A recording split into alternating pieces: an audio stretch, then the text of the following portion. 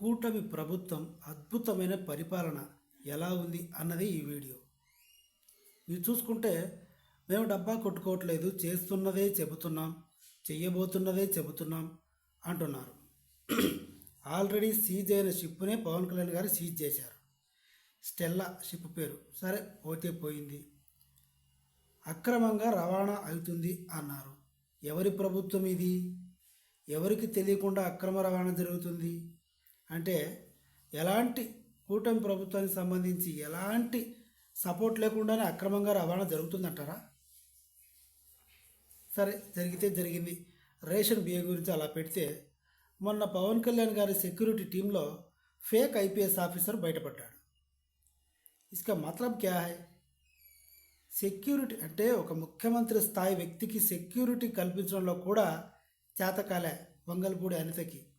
ఏమో నాకు తెలిసి కావాలనే ఫేక్ వాడిని పెట్టిందేమో.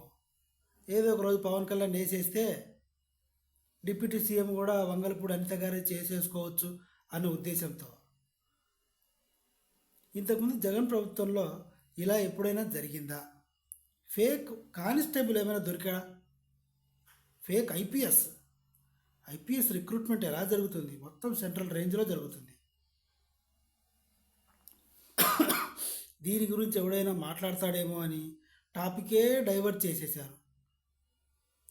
గేమ్ చేంజర్ మీద పడ్డాడు పోయి పవన్ కళ్యాణ్ గారు. ఒక ఐపీఎస్ ఆఫీసర్, ఇప్పటికీ నేను జీర్ణించుకోలేని విషయం ఏంటంటే, ఒక ఫేక్ ఇన్స్పెక్టర్ కానిస్టేబుల్ తగిలితే అని ఫుట్బాల్ ఆడుకుంటారు.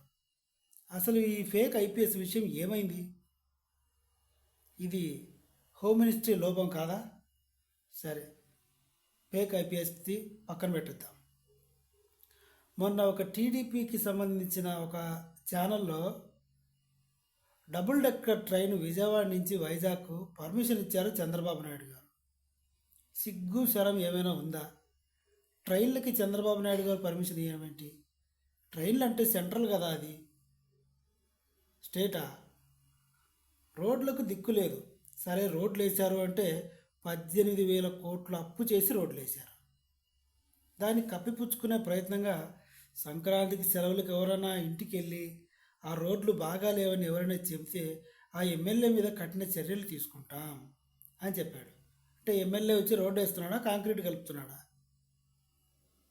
ప్రభుత్వం నిధులు ఇవ్వాలి, ఆ జ్యూడిక్షన్లో వాళ్ళ పనులు చేయాలి, చేయించుకోవాలి. పచ్చి అబద్ధాలు. పవన్ కళ్యాణ్ ఎంత మంచి వ్యక్తి, ఎంత నిజాయితీ ఉన్న వ్యక్తి ఒక రాజకీయ వేశ్యగా మారిపోయాడు.